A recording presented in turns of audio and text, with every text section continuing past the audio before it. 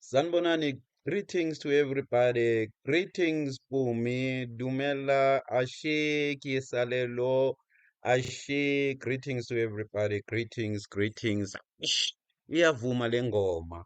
Iyavuma le ngoma. This is a nice song. Today we're going to explore astrology. In our astrological class, one of the things we're going to talk about is the moon, the center of the moon, and the moon's affection to us. What is an impotency, and how does the moon affect us? In what form do we engage or communicate with the moon? This is an engagement today. And how are the stars aligned? And these stars, what do they mean when they've aligned? To get all of that, we're going to go to mythology as usually. We'll go to different mythological spaces. And in this time, we're going to start with a Babylonian ideal. In Babylonia, the moon is known as Sin or Sin or Sanu or Sin. That is where we get the name Sin or a sin, meaning Sinai or Sion. For people who are used to the name Zion, it traces its origin before there was a Z. It was an S in the old time. In alphabetical system, they didn't have a Z. Even in a system of cuneiform known as Igazi system, what will be known in our modern languages alphabet of Babylonia. In the alphabetical system of Babylonia, they have no Z. Z doesn't exist there. I mean to say, in the alphabet system of Europe, pardon me for everybody, in the alphabet of Europe, Z never exists. It's something that exists recently. But in the alphabetical system of Babylonia, Z is there. So they use a Z in European system to identify S. But in Babylonia, it was known as Sin, S-I-N. Let's all remember that. The S-I-N. We are about the moon. That is how the moon was known. And when you go to Babylon again, Sin gave birth to Ea. Ea had three daughters from the mother known as Nahua or Naiha. That is where we get the name Allah. That makes the father and the mother.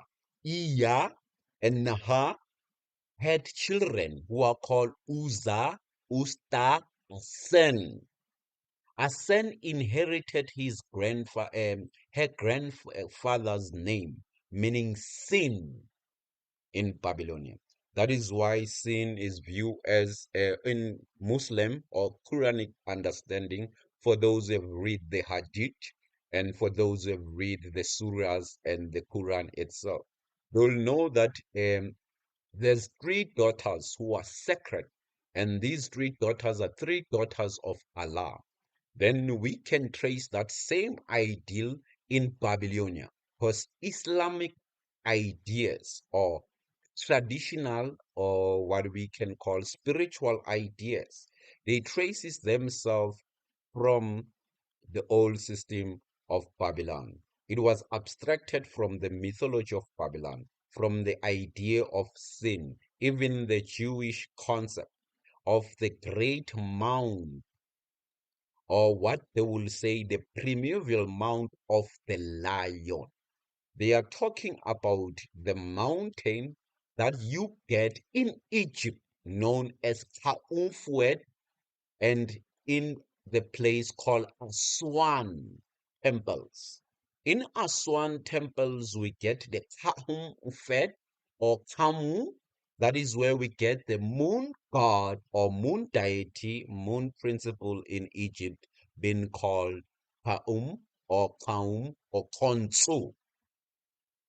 The name Khonshu its origin from the Khonshu who had an engagement and a battle intellectually with Jahu. This is a long story.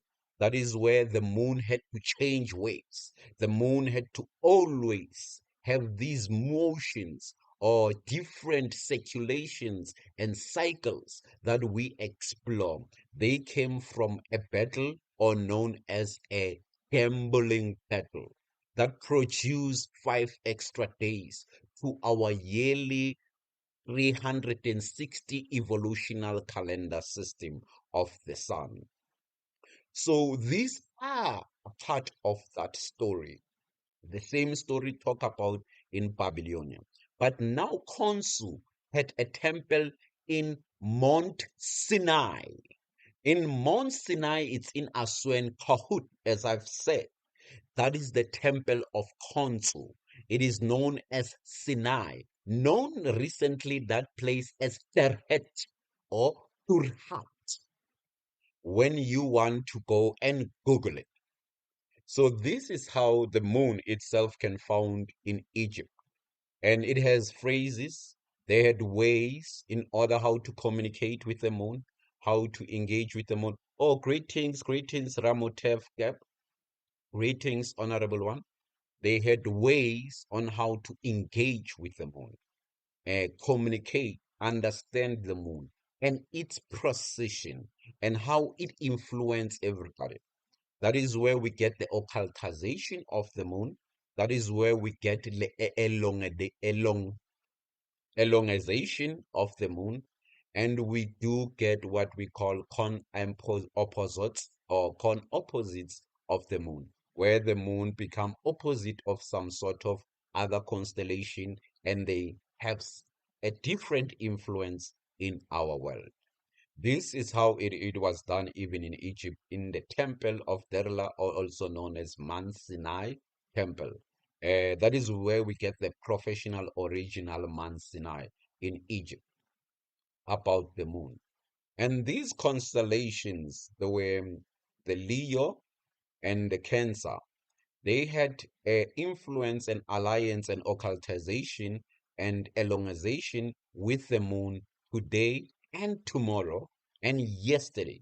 These are things that have been happening for people in the new moon. And the new moon will have to us or what we can identify authoritative figure. Either you become against authority or you become subject of authority, meaning you were subjugated or meant to be lowered, the emotions you felt. And when you are of authority, meaning you projected egocentric narcissism, these are feelings we had, and they may diversically be different expression from different communities and experiences and societies we found ourselves in. So that is why we talking about that moon occultization, and we explain from the myth. As far as we did go to the myth and try to identify these particular systems that they were used and names etymological wise. We're going to go to the system calculation wise. And the number system that we're going to use is to explain the occultization of the moon. And that occultization of the moon has even much to deal with some of the astrological or what we can call constellational movement and the influence. With the moon, with the moon that we have, it has been said in Africa now, coming deep in the lands of Africa, without going to other lands, because everybody we know about what happened in Greece about the moon. We know what happened in Rome about the moon. We know all those forms of civilization that use the moon. We are still using their calendar system. But to take it to Africa, in Africa, the moon, they have a story. to explain it. They have a story of legends known as legendary stories. The story, it has been said, one of the legend did go and travel. And when he traveled to the moon. I will never name the legend in its name. So long we continue like and gift, I will give you the name of the legend in Africa. In legendary stories, that legend did go to a moon from planet Earth and explore life in the moon. And when he came back with knowledge. He's known as Murefe or Murife or Mulife or Muliv. We're going to get into the detail of the story of this character. This is one of the characters where old time initiated, old initiate, like in the oldest days. In my language, they say, "Ngenkathi zondwendwele," meaning where times the stones were soft and tangible. These were times even in Nganga visited us, what we know as the legend of the sun, or the story of the legend of the sun, where we know how that sun came to us and visited us. So in the story of the Bantus, they said the moon was visited by this Murefe, and this guy came with knowledge here in back for us to tell us how we must always pay a tribute to the moon's movement and explain the moon's movement and its accuracy to some other particular things. One of the things that was so accurately and lastly celebrated recently is that we used to have what we call a harvestial moon ceremonies. Harvestial moon ceremonies, that's where we have our harvest, we talk about our food, and we go to the farm, and we had some particular rituals dedicated to the moon in order the harvest or the food that we have may grow. In one story that is told traditionally, and we can get it in historical books, is that one of the people who was banned, it was banned 1927 in KwaZulu-Natal. These are the last remnants of people who were banned. Not that it was only the KwaZulu-Natal people who could understand that, but these are the last people. And this sector of people live in the place called Empangeni. And then Empangeni, these people had a ceremonial celebration of the moon that is old, the same tradition that I'm talking about. And they were stopped to practicing that ceremony, and it was banned. Some of the leaders were arrested. And these people make sure to pass through the knowledge system to the next generation rather than to give it out to the court. They kept it as a secret. So that secret, it goes and say the moon has a way to influence your mind, your emotions, and some of the department part that I wouldn't go to. But it has a way to influence your mind. That is why some other people assume in the full moon there's a lot of chaos because people are influenced by the moon's fullness and glory and its shining constant continency that the moon got from the sun. But in the traditional legend of Africa, they say Inyanga. Inyanga correlate to the cycle of the year, and it correlate to a cycle of the month, and it correlate to a traditional practitioner Ngaka or Nyanga, a practitioner a healer in a system of some sort of a practice. And then this healer, we know them recently as Ngoma, Sangoma. There's more details into that. But now explaining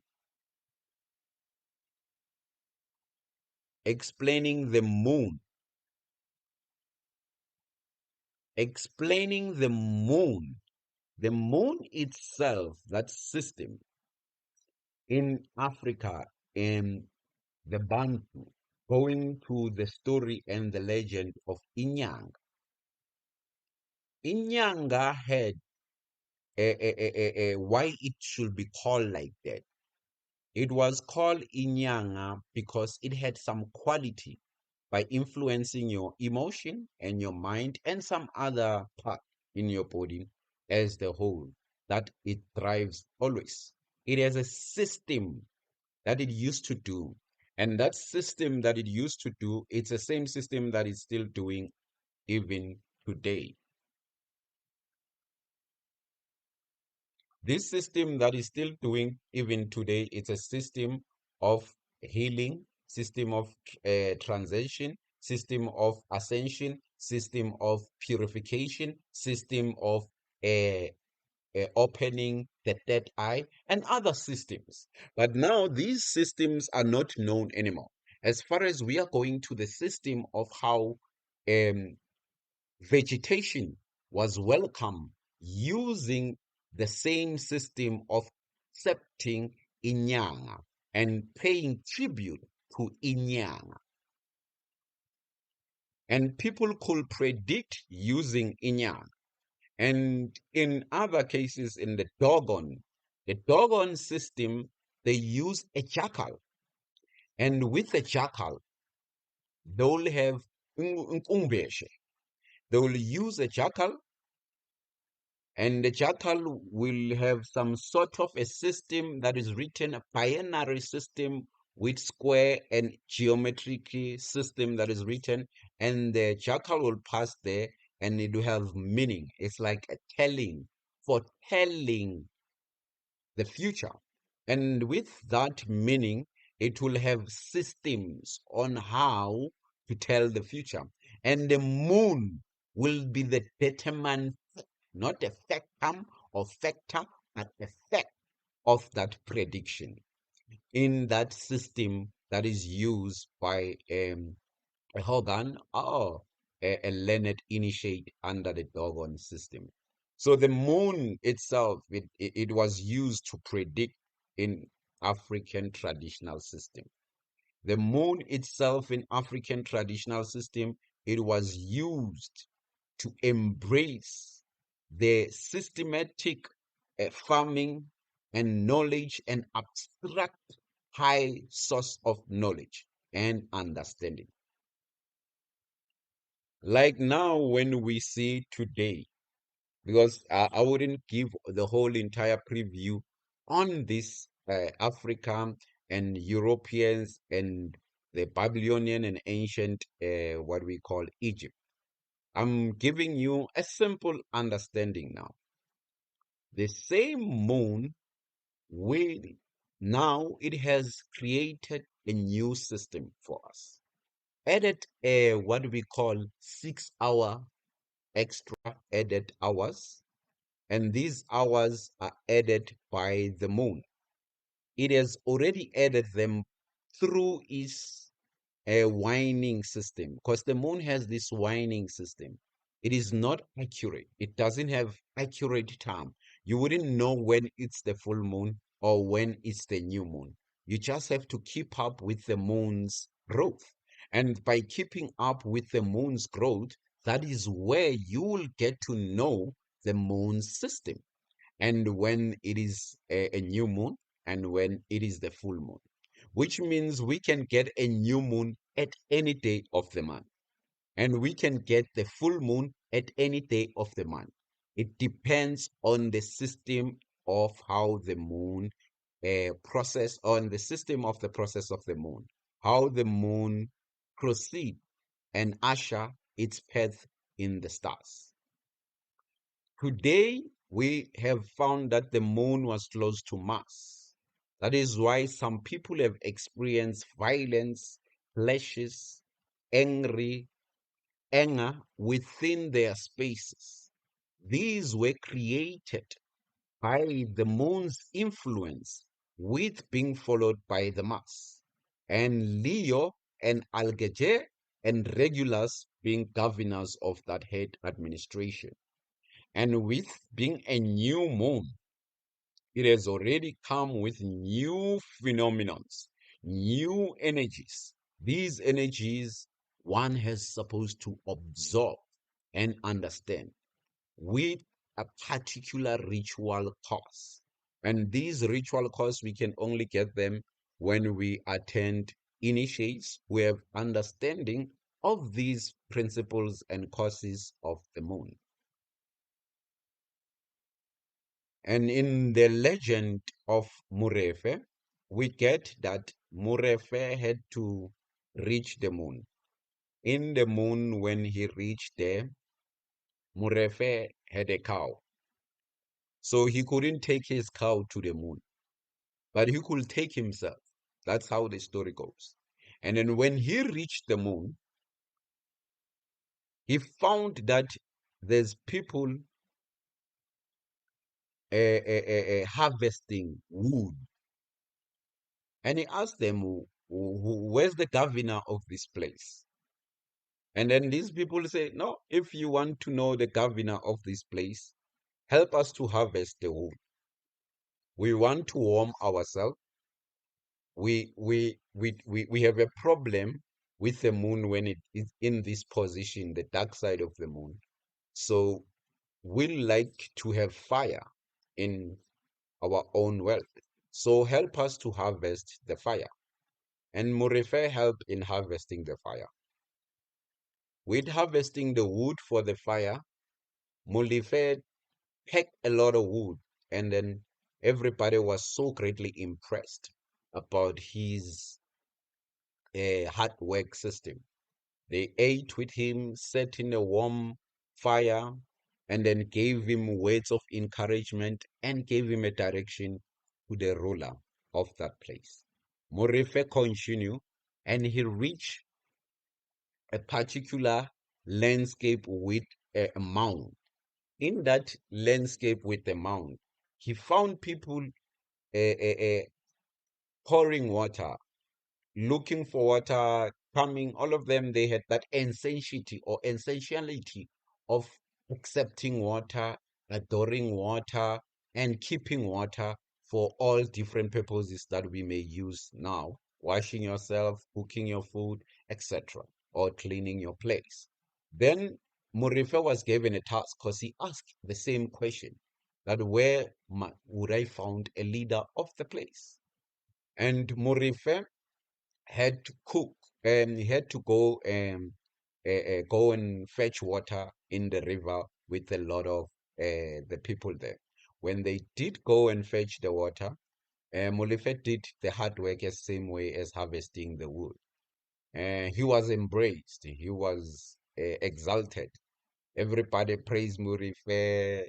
He became the important person. And since he was curious, he came there through the legends that if you meet the ruler of the moon, you will get the knowledge and the power of how to control the whole entire universe. So Murife uses that moment and he forced himself and said, no, I wouldn't sit here and enjoy being praised, being showered with praises. Rather, I continue my path. His path, he continued because they gave him the same direction that if you reach past our river, that where we fetch the water and get the water, you will continue the path away. You'll find the reeds, a place of reeds. And Morifa continued. By founding that place of reeds, he found a lot of people dancing there, hysteria in the manner. And their dancing was excited. They were so excited, so full of life, so adjuring. They didn't even see a need of sitting down and eating.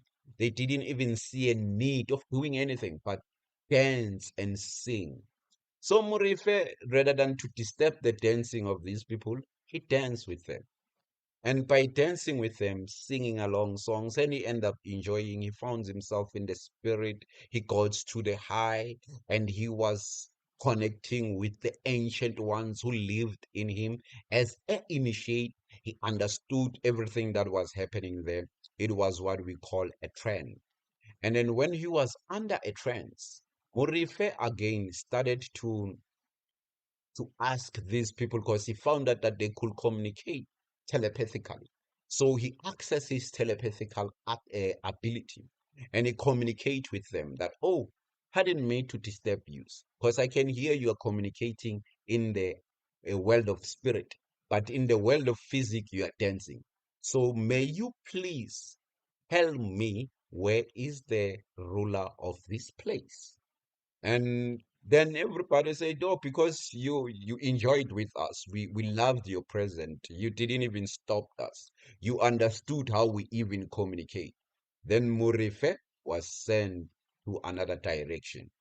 And in this direction Murife was sent into, he was given a direction to a different place. This place was called a place of spears, also known as Muloti or Mulot, the place of erected spears, long erected spears. We have a mountain called Intabazukahlamba here in South Africa dedicated to such a legend. And then when Mulife get to the place of spears or where the erected spears are, he found that those people were having a particular play or a game they play. That particular game, we may equivalent it to javelin. And Murife participated again. He became a member. He succeeded. He won trophies and he became the champion of that community. When he was given a chance, everybody celebrating him, they ask him, what do you want? What can we give you? Because you have already broken some of our records. Murife said again, I would like to see the ruler. May I please meet the ruler of this place? And then those people upstairs said, oh, you have came to the right place. We'll direct you. And then they gave him a direction again. With the direction they gave him, he was given a direction to the lands of the sands. And in the land of the sands, he found the spear, he found the water, meaning he was led in the land of desert. No thing, nothing is growing there. It is like a shade of desert. And then, according to Bantu legend, they say he found the spear there, he found the water, he found the fire, and he found people who are sitting around that fire, and they talk with him because they were having a particular serious conversation. And then while they were talking with Murife, and telling him legends and some of the healing systems of what they use there and how they heal. Murife was embedded with a lot of knowledge. So his curiosity was one thing, not to observe only the knowledge, but to meet the ruler. So he questions everybody that, oh, may I please ask, where is the ruler of the moon? Who is the King of Kings? Who is the God of God? Who is the God of the moon? May I please meet that person? And then everybody look at Murefe and they say, you have to go back to planet Earth. And in planet Earth, you'll remember what you have seen here. And Murefe quarrel. And everybody, those people use what they call inkungwa, or known as recently Inkanyam, to bring Mulife back to the place where he's from. Mulife wake up out of quarreling with the people there, and they hypnotize him using some medicine, and then he finds himself next to his cow that he wanted to take to the ruler of the moon. And then when he found himself next to his cow, he took his cow. And when he took his cow, he wanted to offer it to the gods. And he was puzzled. One of the things that he was puzzled about, he left during the time of the moon's waning. And he came back during the time of the full moon. And when he was told that it has passed 12 moons with him being absent here in planet Earth.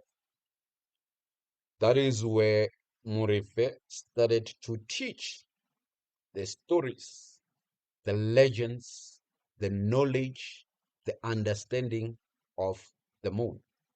He started to explain what happened to him and what sort of transition he passed through having that path where he's looking for the ruler of the moon or the governor of the moon.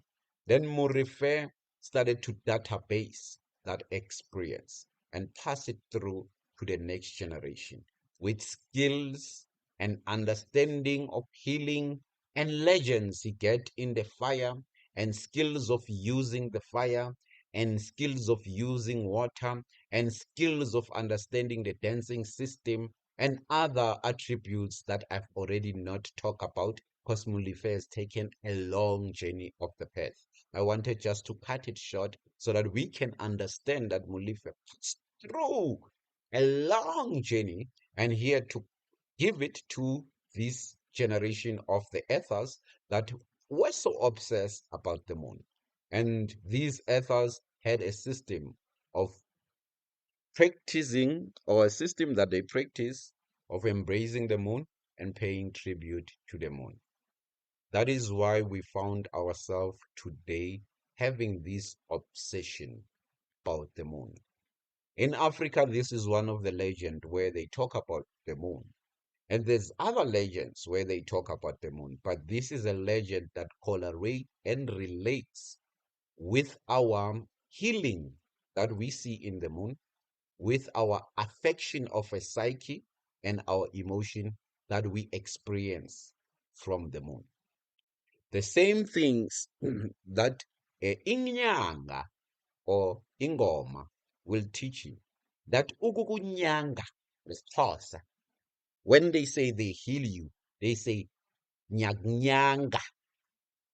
Igqirha liyakunyanga. Kungani igqirha likunyanga? Because the origin of healing came from the moon, the systematic origin. And there's a story to explain that, but that legend is not for us today. It is big because Murife has to experience other things. He was not the only initiate who wanted to meet the ruler. There were others. And why there was a legend of meeting the ruler, there were people who had encountered this ruler and they passed through that same knowledge Murife has passed through of healing and how to advance your psychic abilities and how to use your emotions for greater purposes. So this is why we have an engagement about the moon, where we're going to learn,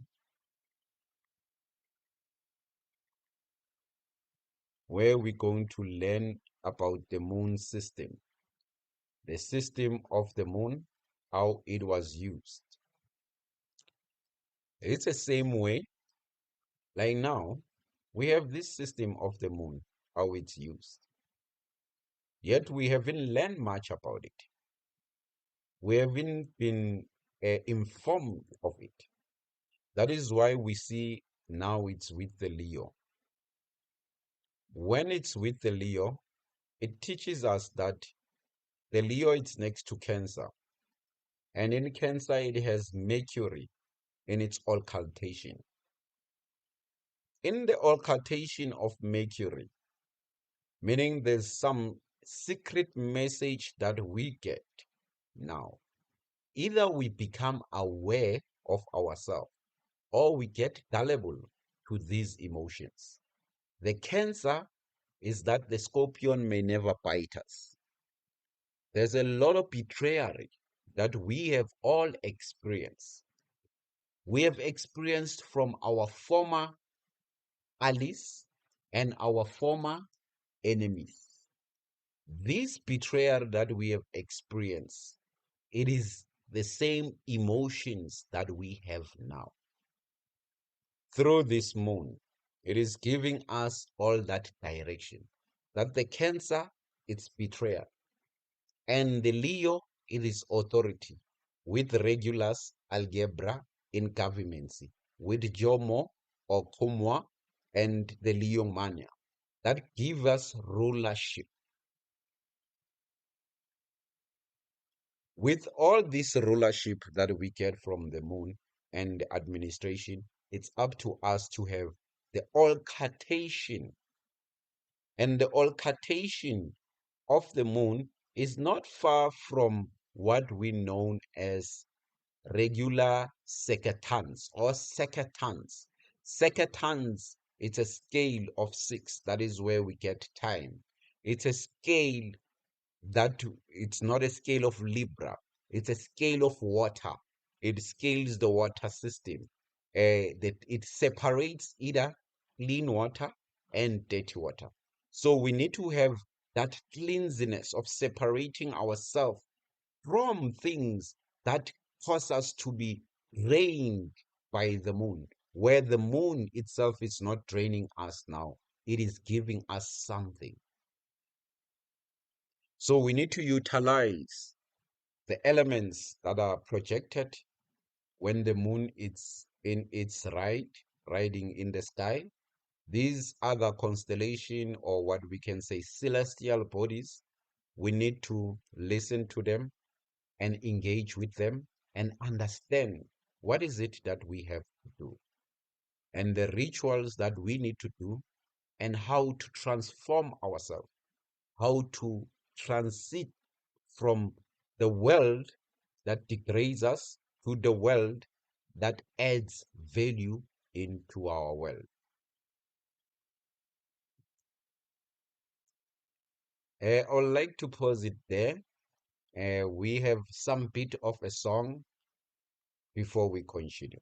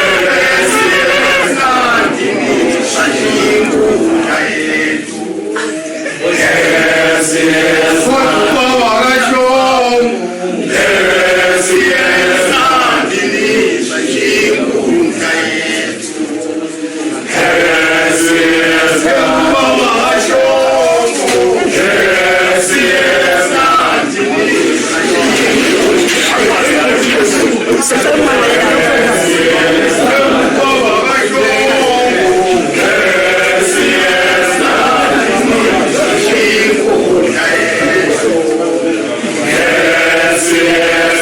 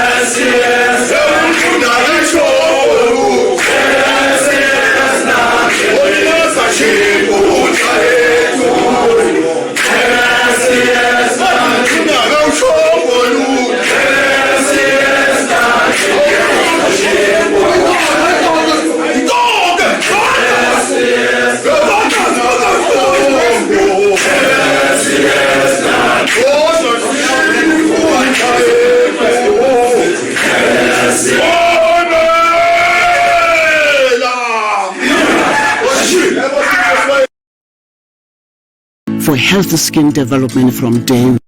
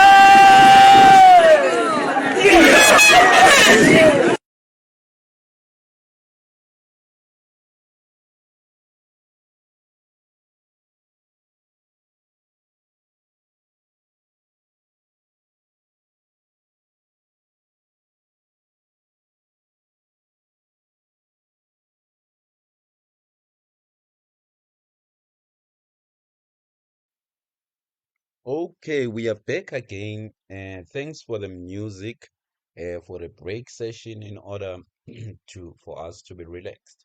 We'll continue now again with the moon, understanding the moon, and going straight to African legends. In one of the African legend that is known in Africa, told by the Zulus, the Sothos, the Xhosa, the Kwai, even North Africa.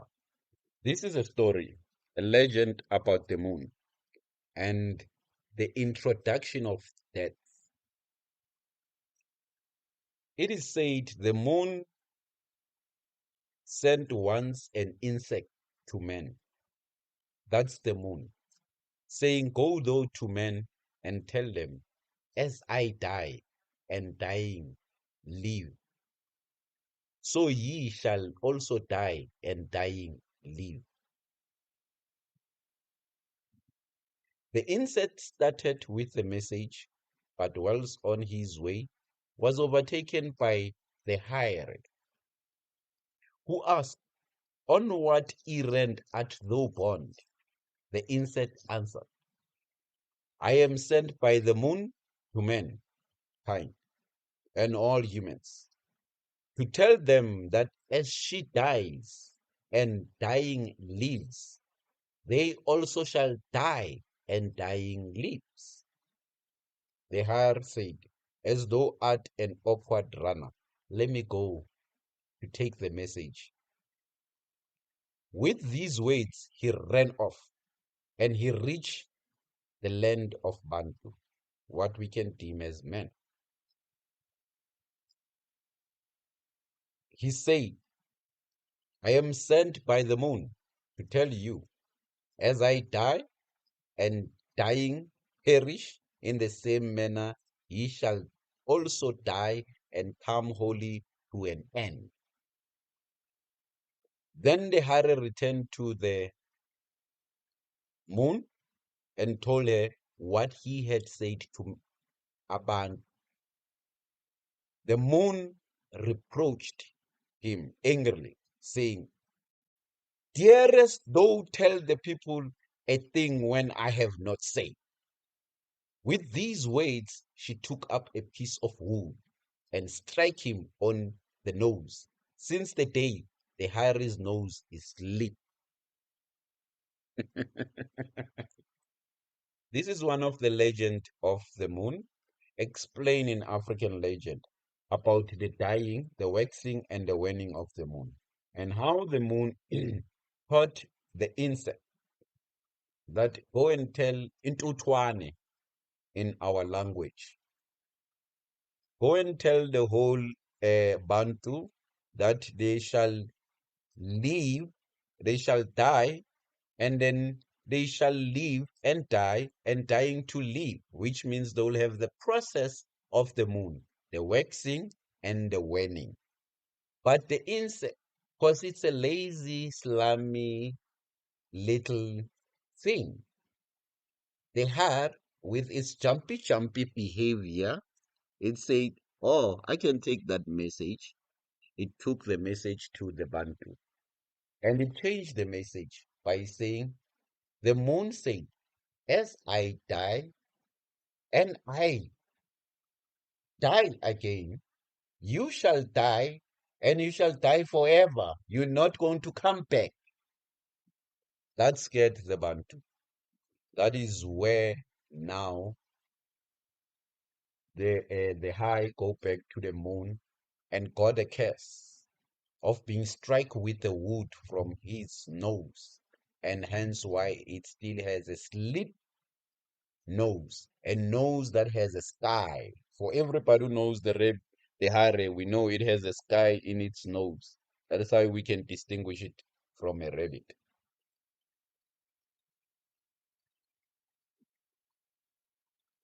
This is a story told in Africa, an African legend about the moon.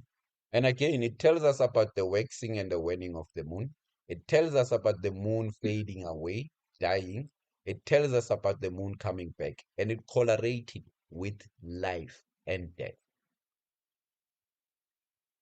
African wisdom, where they use what we call esoterical coded language to explain systematic things we experience, that each and every day you have both different worlds, emotions of frustration that will sustain you and pull you down, and emotions of excitement and happiness that will raise you high. So you need to always be in the golden mean. Balance these both well, the waxing and the waning, and knowledge of the moon from the African. A beautiful way to understand how to balance these systems and know how they will work for you. These stories help us to navigate ourselves in this world with all these natural elements we have all around the world. And this is a story that was told anciently, traditionally next to the fire, in order to explain to us these legends and these stories and how we relate with nature around us. In this case, we are talking about the moon. It explains to us how we relate to the moon.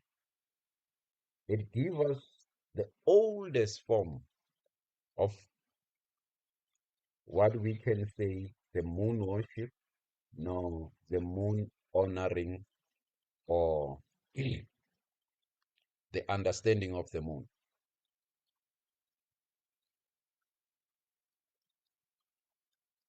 The understanding of the moon. So these are our legend, these are our stories, and they do talk the sacredness.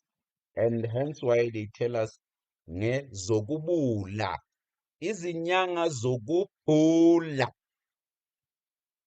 And when we talk about izinyanga, we are talking about the moon. Do we remember when I told you that inyanga in Africa we call it inyanga, meaning the healer, the ones who heal.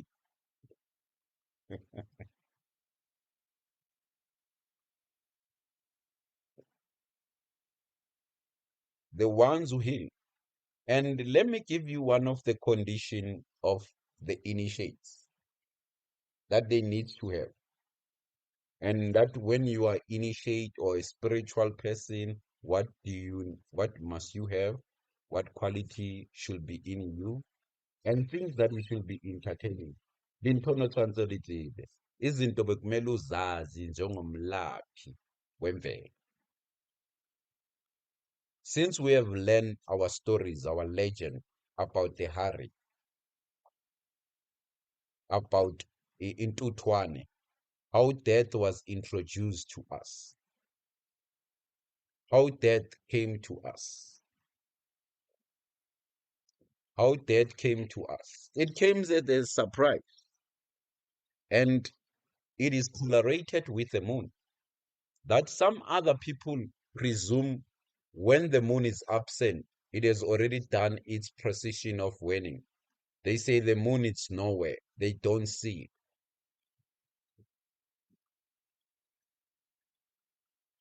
So that came in that understanding where we don't see a moon. what we know as the dark side of the moon. But to give you one of the things relating to the moon again, the teachings we can get in Inyanga or Ingoma on what they should be doing. The condition of a person who is about to be Inyanga. At first, he is apparently robust by a process of time, meaning the moon represents the time. And by the process of time, he begins his delicate, as the same we saw as Murph. Through the process of time, he experienced a delicate system of learning, healing, and understanding of nature. Not having any real disease, but being very delicate. He begins to be particular about food. That is why even in us, we have people who are awakened, who say, you must eat this food, you mustn't eat this food, because you are particular about food, which food you must consume at what time. That is Inyanga, when they start. And abstain from some kind of food and request some of their friends and neighbors not to give them that food or their family, because it makes them ill or it closes the door of their understanding towards the higher matters. They habitually avoid certain kinds of food and choosing what they like, and they eat much of that and continually never complain about pains or different part of the body, because the body will be getting the healing from the same food they are eating. They carry it away, and then they dream and be carried away to the river in those dreams. And then in some dreams of many things, they dream about their body and the different forms of the body and know its different part and consonants of the body.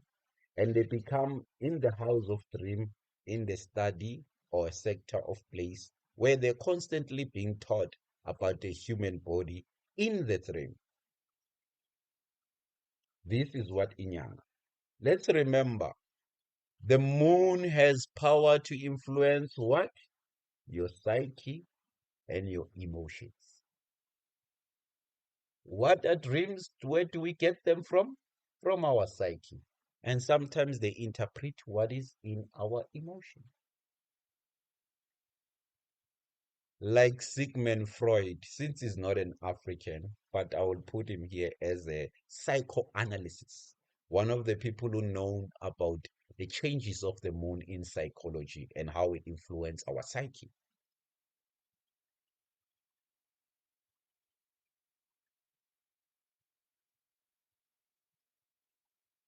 Sigmund Freud said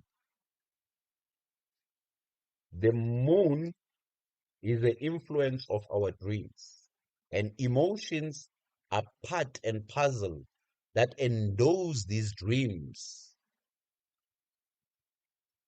So your emotion may endorse the message of your dreams.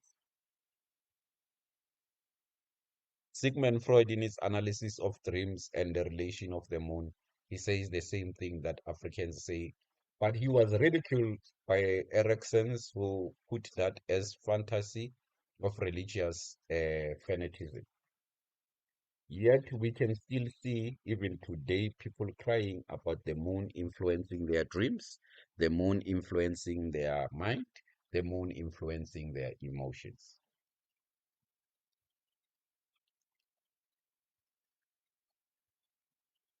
This is the march of the moon about our traditional knowledge system.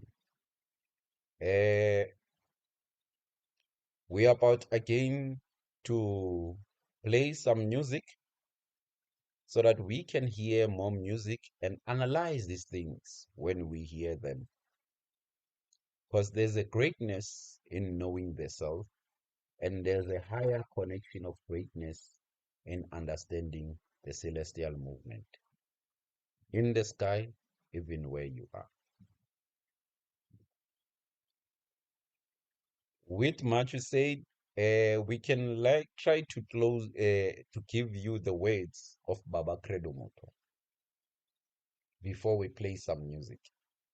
His wisdom on our sacred knowledge system and the mother, the great mothers, and the one of them, the moon. But he talks about the great mothers who built here and the place and the origin of Africa, Inzalo Yelanga. But we don't need to know about Inzalo Yelanga for now. I presume it is going to cause a lot of contradiction towards the lesson that we got of the moon. We need to have something that is based on the moon, where we can learn more about ourselves, where we can know more what we can do wherever we found ourselves.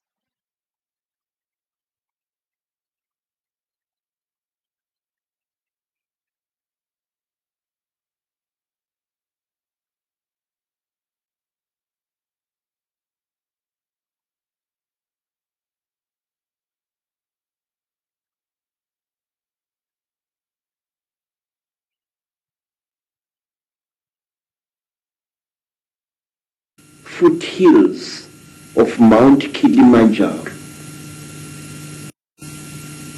On the foothills of Mount Kilimanjaro.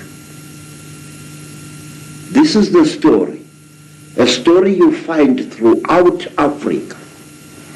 There was once a time when the blue sky was invisible, when the whole world was covered with mist, when you could not see the sun as it is now, you only saw it as a splash of white light moving slowly across the sky.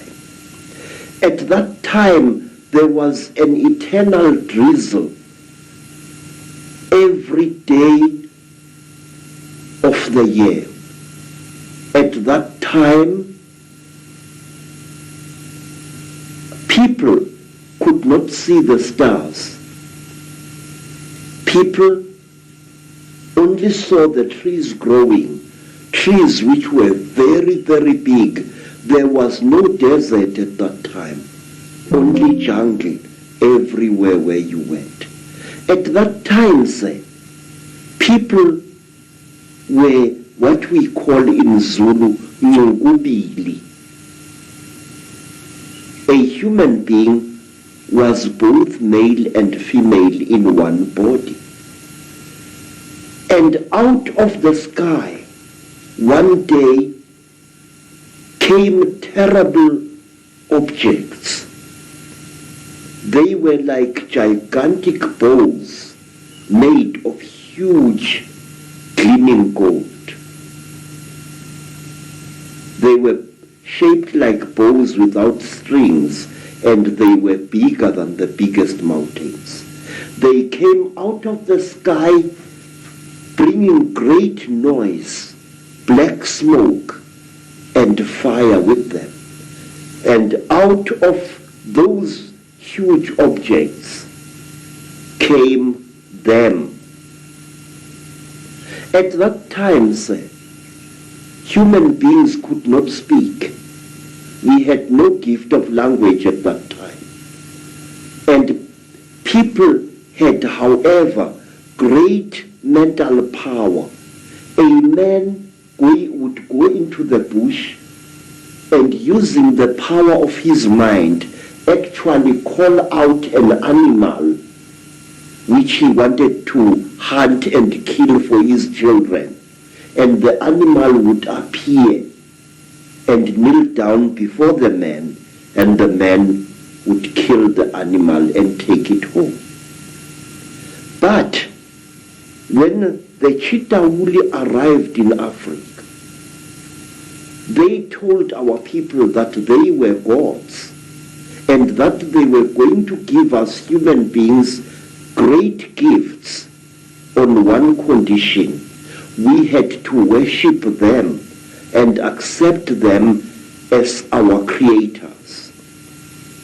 Some told our people that they were our elder brothers and that this earth had produced them generations ago. And they said they had come back to the green womb of their mother and that they were going to make us into gods.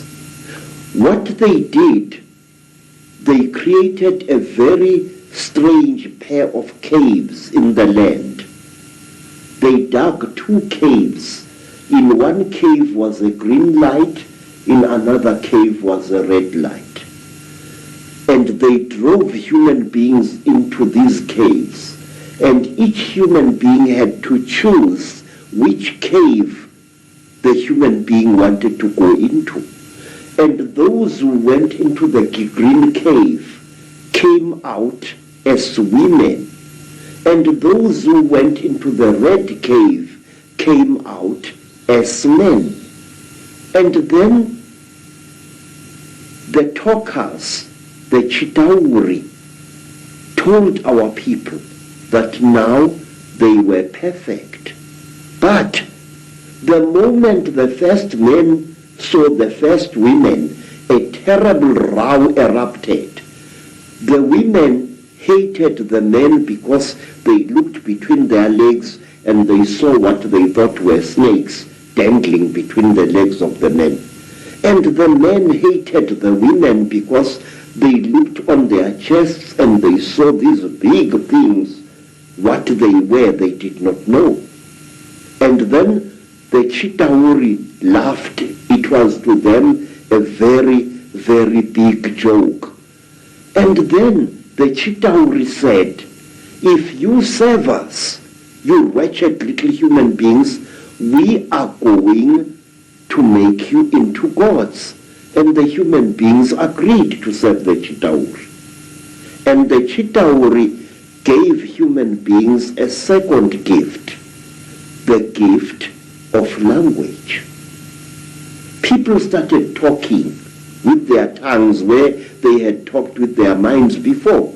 And there was a big rubbish starting again, because this man did not know the language of that man. And when this man greeted that man, this man thought that he was being insulted, and so a lot of murder and culpable homicide started taking place all over the world. When our people were given language, they found to their horror that they had lost much of their mental powers. They had paid a terrible price. But the Chitauri were now the masters of human beings. They made them, the human beings, to go into holes in the ground and to mine metal, gold, copper, tin, all kinds of metal the Chitauri forced our people to mine. And the people were very unhappy because they couldn't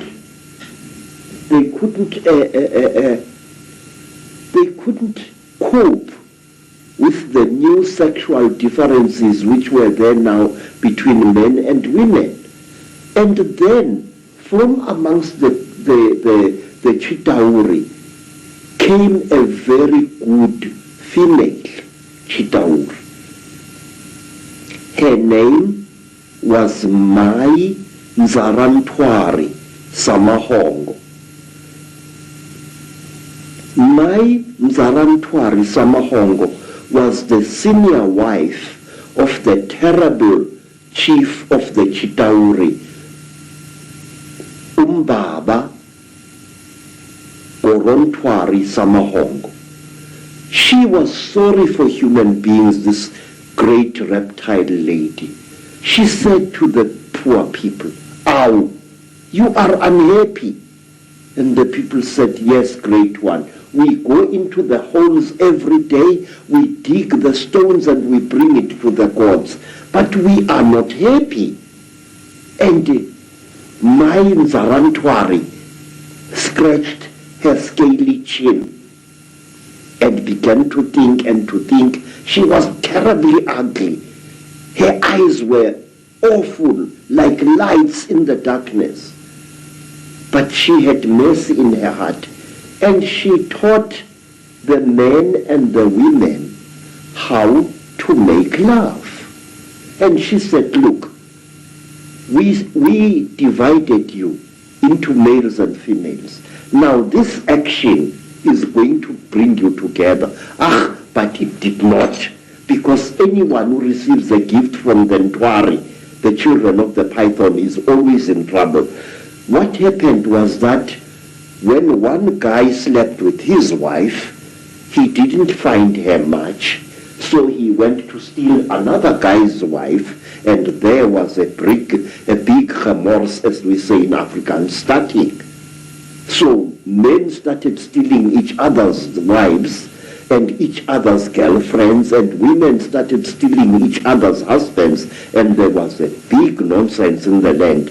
And King Umbaba, the terrible lord of the Ntwari, the reptile people, said, look what you've done, you stupid old woman. Now these people, they are making such a noise. Listen to all that screaming in the bush. They are busy making love there, and our gold is not being dug, and you are responsible for this. Mzala Ntwari thought and thought and thought and thought, and then she got a plan, and she said, I will make them stop. When they make love to each other, the female is going to get pregnant. And when she is pregnant, the male is going to leave her alone, and that noise in the bush will not be so disturbing to you, my lord. And Umbaba said, you had better. There is no production here. And so all the women in the world was pregnant, and Umbaba was furious with his wife. And so it went on and on until one day Mzala Ntwari activated a black hero called Mweru. And Mweru challenged the great chief of the serpent people to a fight. And he cut off the royal penis of the king of the snake people. And that caused a big war. Mweru ran away. But Umbaba, the terrible chief of the people, caught him and arrested him and brought him to his village. And there, the great chief Korontwari Umbaba said, look, you cut off my thing, and I have replaced it with one made of gold, and I can't make love to my wife anymore. You think too much, you wretched little human being. Now Umbaba had a terrible nail in one of his hands, a claw. And with this claw, he drove the claw into poor Mweru's nostril, making a terrible hole into his brain, and he started drinking Mweru's brain, and then he threw away the corpse. To this day, sir, we believe that the people, the Chitauri people, they eat human brains. And strangely enough, scientists have found skulls where the human brain has been removed and eaten by someone or something. Well,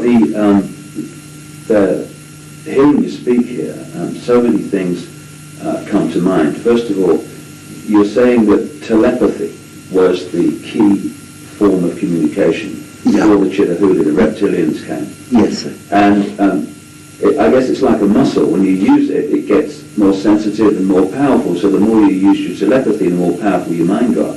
And then when language came, it almost brought us into this three-dimensional world and disconnected us from that mind power that we had before. Yes, sir. And it's also interesting that the story that you talk about, the language being given, and then the different languages being given. And of course, that turns up in the Old Testament, in the Bible. It turns up in stories all over the world about the fact that we were divided by language, so we couldn't communicate. And as someone who publishes books, I know today how difficult it is to communicate through books when you've got endless different languages. So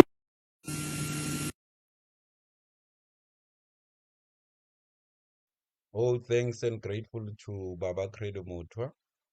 for his great teachings. He talks about Manzweru, the mountain of the moon. And he talks about in the mountain of the moon, what landed known as Achitahuru, who came to introduce what we call a format of speaking and deception in community of the people who were Ngukumbili or who were hermaphrodite in English, who never knew any system. They came with a system of surgery or sexual surgery operation where they were separated. Even in today's time, they experienced that. But all that, it has much to deal with a moon. To explain for us about the mountains of the moon, the mountains that were dedicated to the moon. As I've said, in Tabazo Kahlamba, they were dedicated to a region that you found in the moon. So this legend teaches us about the same thing, the moon, being so essentially important that there's a mountain of the moon, Manzero. And in recent time, the Manzero, you call it Kilimanjaro or Nyanga. It depends with what language you speak. But now it's called Kilimanjaro in Nyanja. It's Kilimanjaro in Nironzi. And in Nguni, inkende yenyanga. Or ikende zenyanga. That's why it's called Manzweri. Nkende comes from Inab, the mountain of the moon. So the legend today is just about the moon, the influence of the moon, how the moon influences in its diverse form, and which particular rituals we need to do, and how to use the moon's energy, moon's frequency, moon's vibration for your own growth and transformation. For people who have their religious beliefs, African religious beliefs, you may have to understand these things and you may know some of them.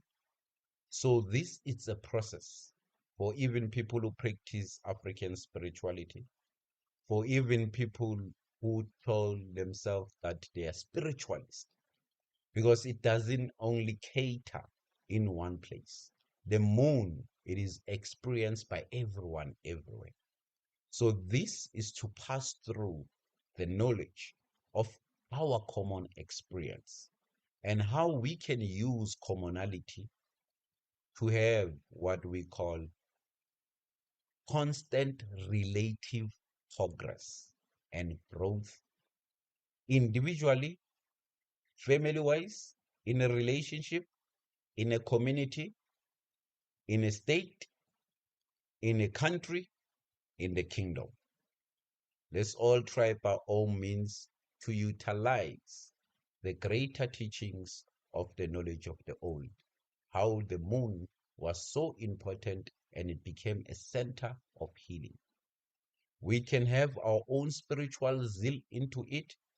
All must be tuned to that mythological understanding on the importance of the moon worldwide and how a moon became a signature and a way to understand time, to understand self, to heal thyself, to have knowledge of your emotions, to have knowledge of the world that is around you and its celestial movement.